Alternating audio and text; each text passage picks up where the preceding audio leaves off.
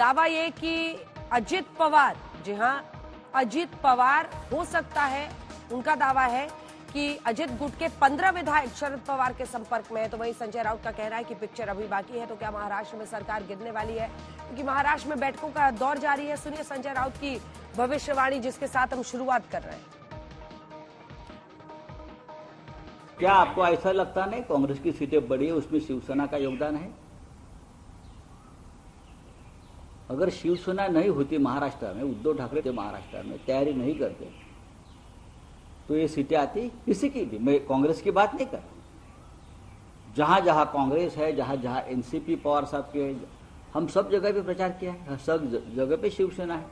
मैं बार बार कहता हूं, मोदी जी की सरकार नहीं बनेगी और बनी तो नहीं टिकेगी। वेट एंड वॉच, मैंने कल भी कहा है, देखते रहिए आगे आगे क्या होता है। आगे बहुत कुछ होने वाला है। मैं तो ये नहीं कहूंगा कि पिक्चर अभी बाकी है, मैं ये कहूंगा कि पिक्चर शुरू हुआ है, एंड बाकी है। और अजित पवार गुट को लेकर ये बड़ी खबर आ रही है। क्या वाकई स्थिति ऐसी बन रही है? शरद पवार गुट के साथ संपर्क में है। अगर अजित पवार गुट के विधायक अजित पवार गुट की मीटिंग से जुड़ी ये बड़ी खबर इस वक्त आ रही है। आपको बता दें, अजित गुट के 5 विधायक बैठक में पहुंचे ही नहीं है। तो क्या महाराष्ट्र सरकार पर भी संकट की स्थिति बन सकती है? क्या ये एक संकेत है अजित पवार गुट की मीटिंग में? अगर उन्हीं के विधायक नहीं पहुंच रहे हैं तो क्या ये दावा संजय राउत का या शरद पवार गुट का सही है कि अजित पवार गुट के विधायक अब शरद पवार गुट के संपर्क में है? महाराष्ट्र की पॉलिटिक्स को समझने के लिए आजकल मुझे लगता है कि 5-10 ज्यादा बादाम खाने पड़ेंगे, जिस तरह की परिस्थितियां यहां पर बन रही हैं। साहिल जोशी हमारे सहयोगी हमारे साथ जुड़ रहे हैं। साहिल, तस्वीर ऐसी लग रही है जहां पर संकट की स्थिति में अजित पवार गुट पहुंच रहा है। आप सोचिए, अगर उनके विधायक पहुंच नहीं रहे हैं तो संकेत साफ है। आज सुबह से शरद पवार गुट कह रहा है कि उनके कई विधायक हमारे संपर्क में है। क्या चल रहा है?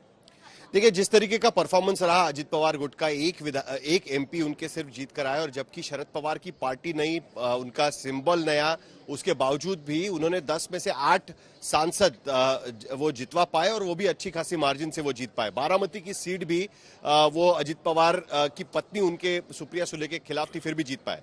तो ऐसे में कई विधायक विधानसभा को लेकर अपना भविष्य प्लान करना शुरू कर रहे हैं। और अभी जो मीटिंग हुई उसमें 5 विधायक पहुंचे ही नहीं, और उसमें 4 विधायक, जो मैंने लिस्ट देखी उसमें 4 विधायक सीनियर विधायक है, जो शरद पवार के करीबी भी माने जाते थे।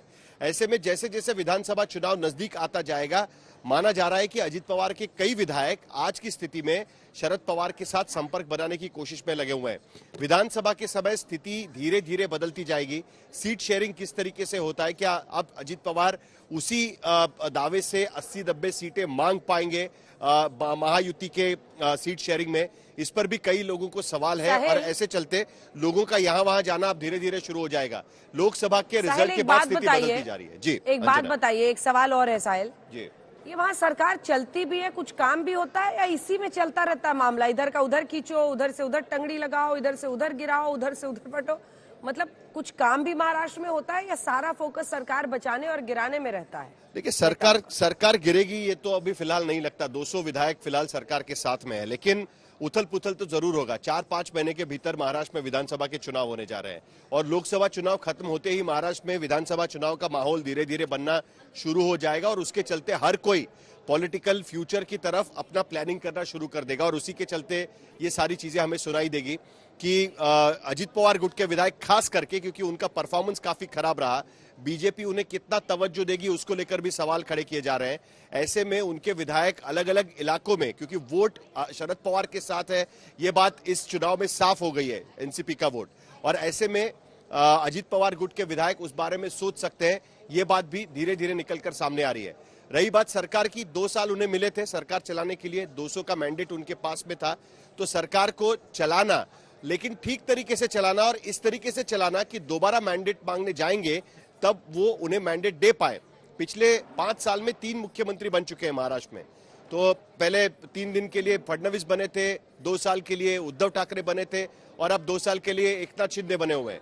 एक ही फायदा होगा कि एकनाथ शिंदे अब कम से कम मुख्यमंत्री बने रहेंगे विधानसभा चुनाव तक, लेकिन ये उथल पुथल लोगों का आना जाना ये अब शुरू हो जाएगा। अगले 1 महीने में हमको इस तरीके की खबरें मिलना शुरू हो जाएगी। अंजना, धन्यवाद आपका। साहिल जोशी हमारे सहयोगी इस खबर पर जुड़े हुए थे। महाराष्ट्र में कुछ ना कुछ इधर उधर होता ही रहता है, नजर उस पर बनाए रखिएगा। जैसे और जानकारी मिलती है अपने दर्शकों को हम लोग जरूर दिखाएंगे।